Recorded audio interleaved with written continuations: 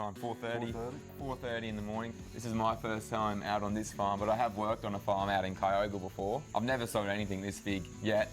It's 118 acres, 540 metres of creek frontage. The creek frontage is what really makes the place. It's pretty rare. To me, if you're in a place like this, you have to have a nice creek. We're up near the headwaters of Currumbin Creek here, so we get tumbling water and water flowing over boulders and all that. It flows crystal clear. The valley's still sort of old-fashioned. Still people here have been here for 70 years. The guy who's the fire warden here, when he was a kid, he used to live on a house down behind the orchard.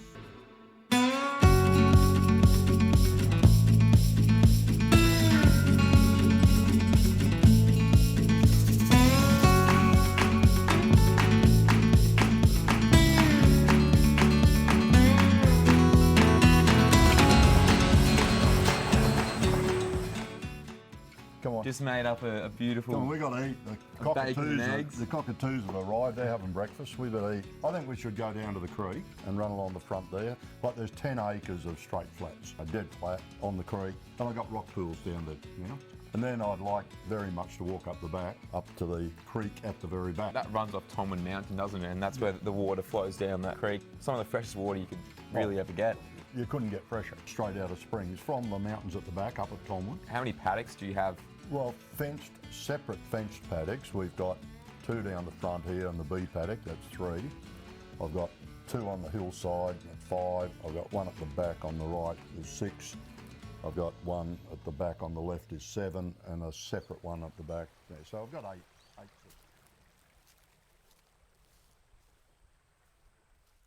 Just going to miss the beauty of the place. I mean, sounds a bit strange, but there's so many spots that you sit down, you think this is beautiful. I was sitting just behind us here when we whippersnipped down there and tidied up the grass yesterday, just in front of behind the barbecue there. And there's a beautiful little sitting area, looks down the creek all the way to the east, so in the morning you see the sun coming up.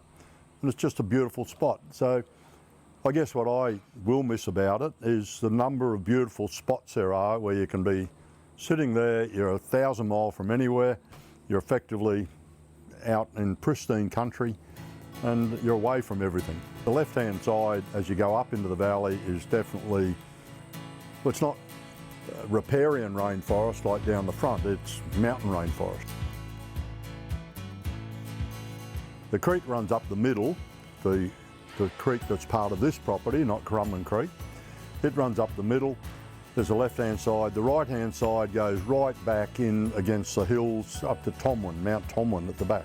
Where exactly are we? On the very eastern boundary of the property, about halfway from the Currumbin Creek Road to the back of the property. The property runs more or less north-south. Elevation here about 150 metres, about 100 metres higher than the rest of the valley. This is where I always thought I'd build a house. It's just such a fantastic spot. It faces east. You've got great views to the back up over Tomwin. The Tomwin Road is just on the ridgeline there. This is subtropical rainforest.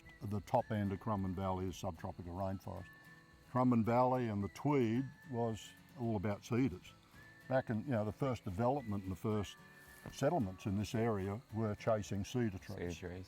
In fact, there's nice eucalypt forest if you follow this ridge along, which I call Tomwin Track, because we go from here all the way up to Tomwin Road. We can drive another couple of 100 metres, and after that I walk.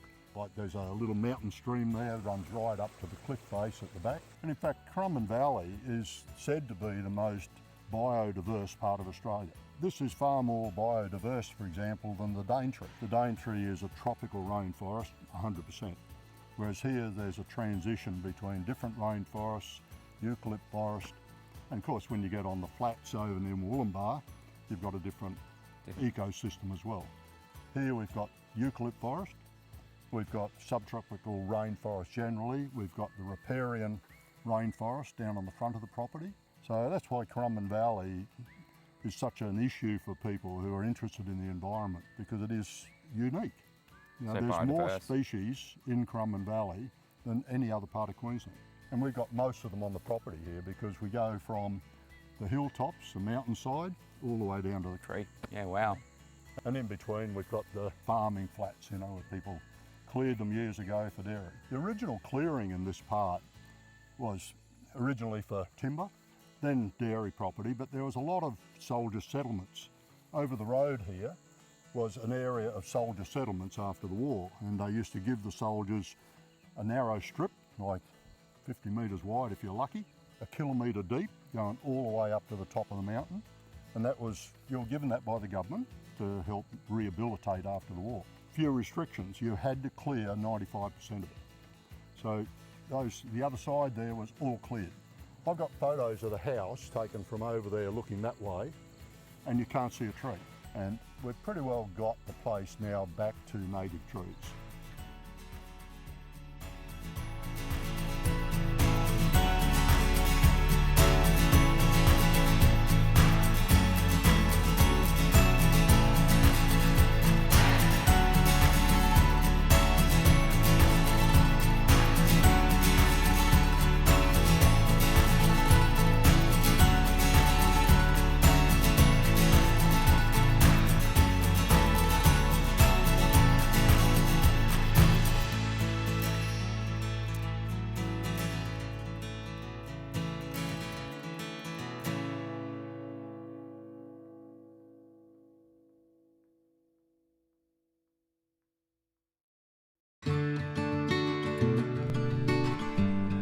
There's a big old Moreton Bay fig here. I don't know how old it is, everyone asks me, but 50 years, probably more. It's pretty healthy, nice staghorns up in the branches there.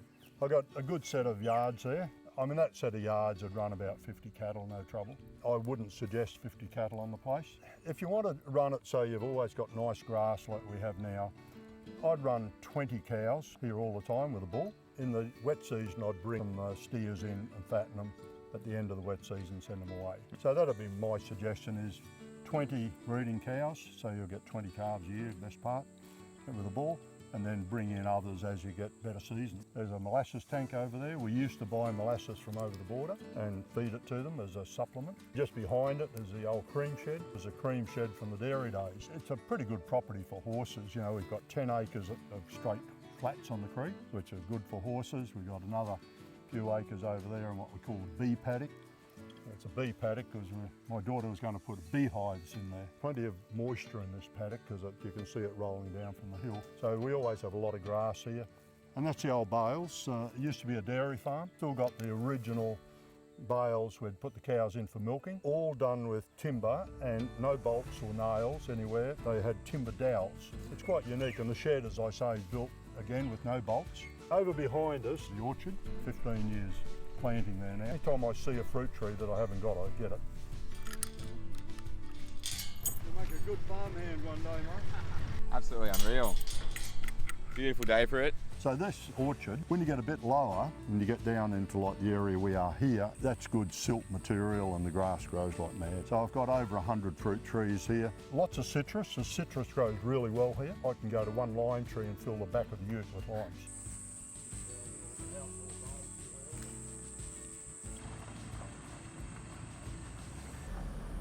The grapes haven't grown too well this year.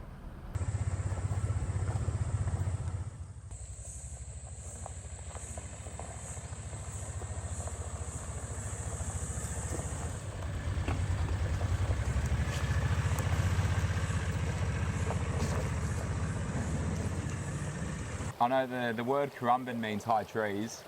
I think wait one sec. I wrote it down somewhere, so I'll just... So where we are now is the unceded land of the Yugamba people. There you go, I've learned something today. But probably, I mean, the high trees here, there's really two types of trees in the valley that you'd put in that category. There's the blue figs, condong, which you see all through the valley, and they're tall, majestic trees. You know, they're one of my favourite trees is one over here, and you can see a couple down on the end of this stretch of the creek.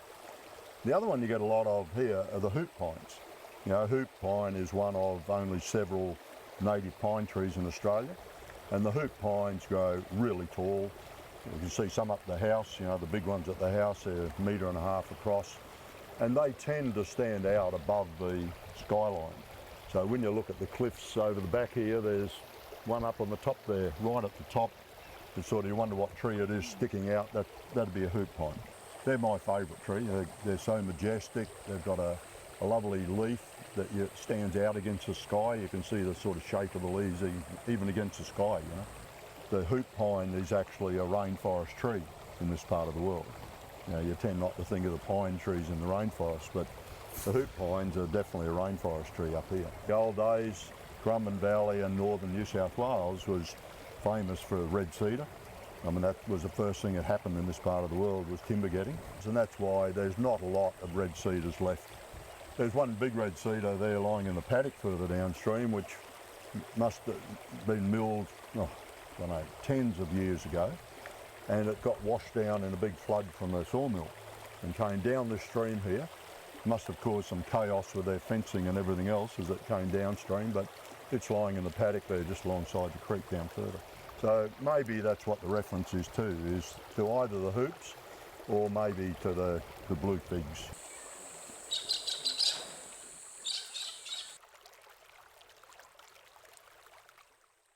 It's very quiet, and it's just a nice place to sit. You could relax out here. Yeah. This is the western boundary, the westernmost end of the stream in my place. It's the upper part of Currumbin Creek. When it's not raining, you get the stream dropped back to about this level. Very clean water. We've had rain only a day or so ago, and the water is crystal clear. Mainly because there's no farming or anything above us. We're only 1.5 km from, or 2 km from Cougal National Park, and there's nothing else here that would dirty the water up, really. We go for 540 metres that way, downstream, and it's pretty much the same as this. There's a few narrower bits down further, and there's a couple of little bits wider. But this is fairly typical of the stream in this part of the Currumbin Valley. A Currumbin Valley, there's essentially one stream. That's what formed the valley. There's a lot of side streams, such as the one that runs through the middle of the property. The stream is similar to this, but it's getting up into the headwaters more. So the boulders in the stream are bigger. And when you go at the back of the property here, the boulders are 1 metre, 2 metres across, which just shows the velocity in that part of that stream. But here the velocity is not too high usually, so the boulders are a lot smaller and it's more tranquil. We get platypus here. This side of the causeway, platypus. In fact, there's quite a lot of platypus now in Currumbin Creek, and they monitor them a bit further down, but we've seen them swimming up here.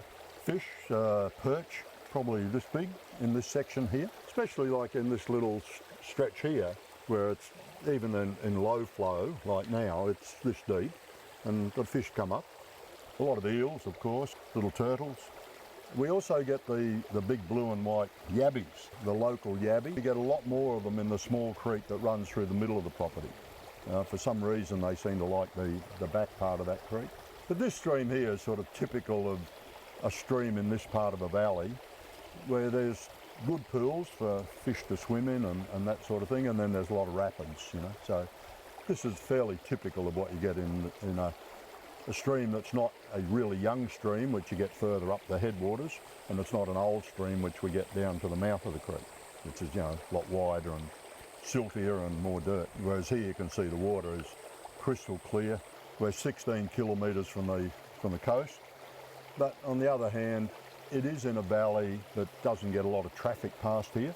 We get a lot of animals in the bush. We get koala bears here, we get echidna, nice goannas, huge range of birds up here, cockatoos and pink and grey galahs. We probably get half a dozen different types of parrots, from the crimson rosellas, the kings, and of course, as I said, we get the cockatoos and galahs and the corellas. But you can see today, it's just a quiet place, you know, there's not a lot of activity around, so, you know, the wildlife is pretty quiet up here. We don't get a lot of kangaroos here, although for the last year or so we've been seeing a lot more of the very dark brown wallabies. I think they're probably a rock wallaby, but I wouldn't expect rock wallabies here, but they're not really big. They're not like a big kangaroo, but they're really cute. When we had the drought 2 or 3 years ago, a lot of the animals came out of the bush to feed on grass where there was grass. Oh, trying to get the buggy into gear. Yeah, so we're going down from where we were sitting there before. Currumbin Creek is actually moving to the north. The streams tend to migrate, and this one is migrating towards a road. So you can see here that the bank on the other side is steeper. Not a good sound when I change gears. Yeah. Got to get out here before he sells it. Sometimes you've got to find a point of difference. That's why I'm here today, Bill. Looking at that, and a lot of people find that a very severe image to paint because there's not a lot of relief. There's a lot of trees, there's a lot of green.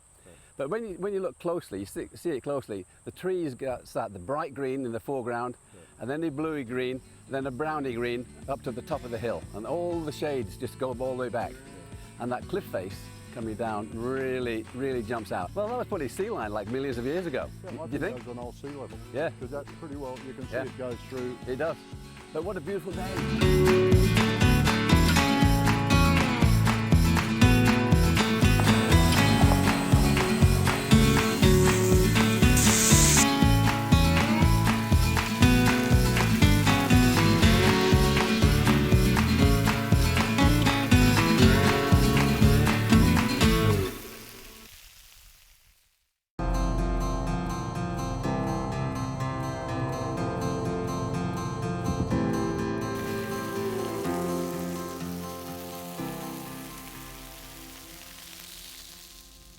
It's definitely a Queenslander because the photos we have of it from 1930 show only the upstairs area and there was nothing underneath. It was on stilts, the same as all the old Queenslanders. There's 2 bedrooms upstairs and there's sort of a sitting room that my wife made into another bedroom for visitors and daughter and that. A kitchen, big eating area, a bit of a sitting area upstairs.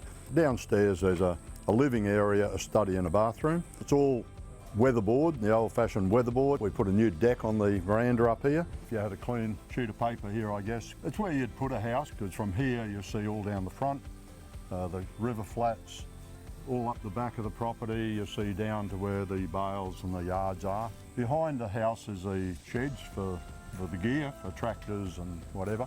And further along the ridge here up the back is the big shed. I've got 3 bays in there. They're 6-metre bays. 2 of them are 7 metres high and the other one's about 5. And then on one end is a double-storey unit. It's got a good view down through the slope down here over the orchard.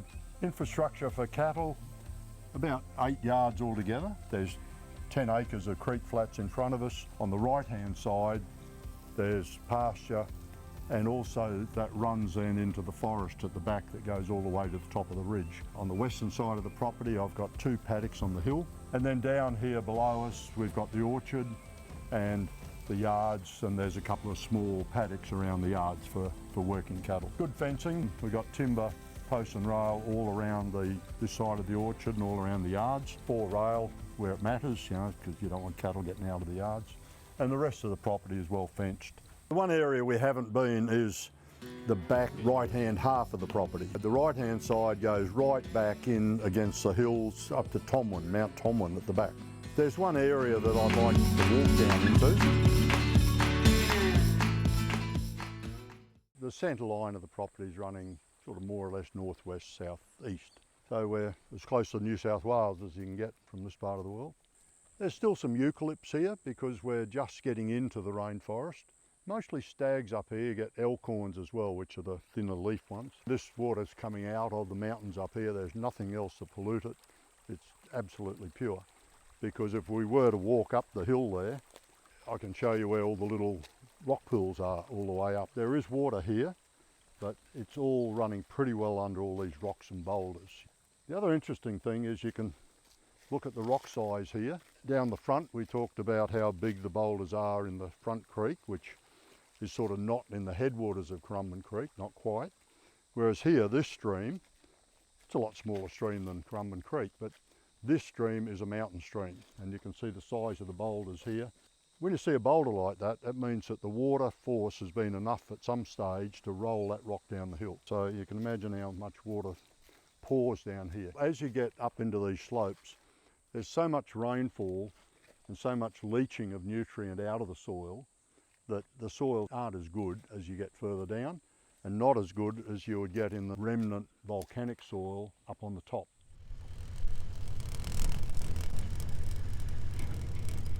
Further up along the ridge, probably at 180 metres, 190 metres high here, which is getting up in the valley.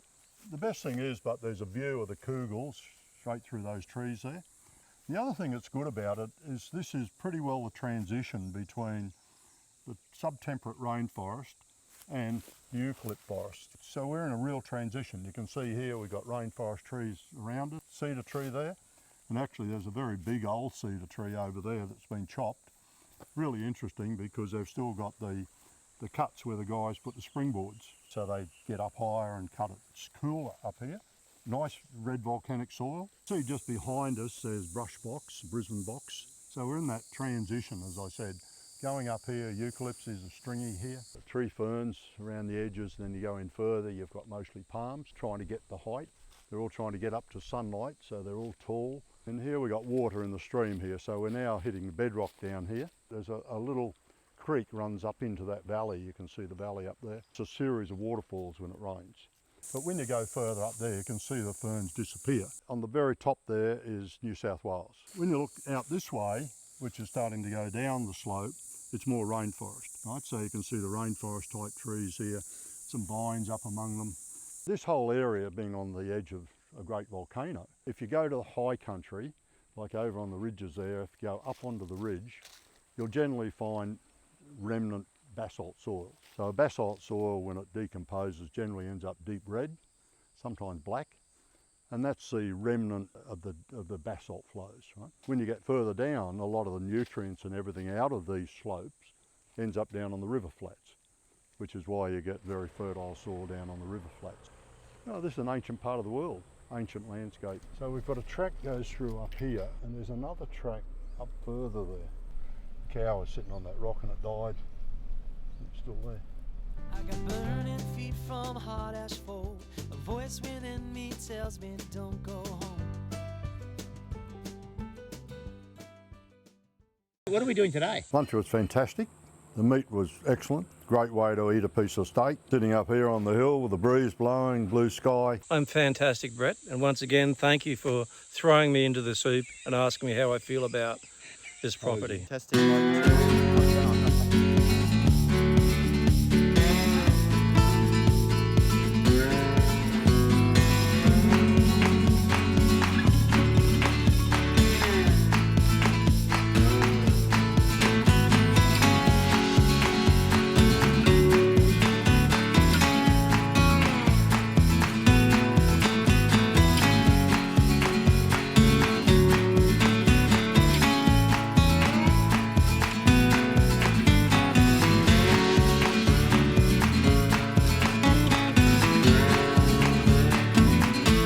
So Bill, the choice is yours. Would you like a stubby or a can? As a buyer, the choice is yours.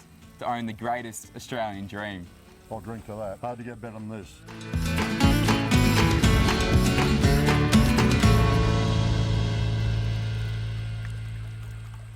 I reckon we're done. Cheers.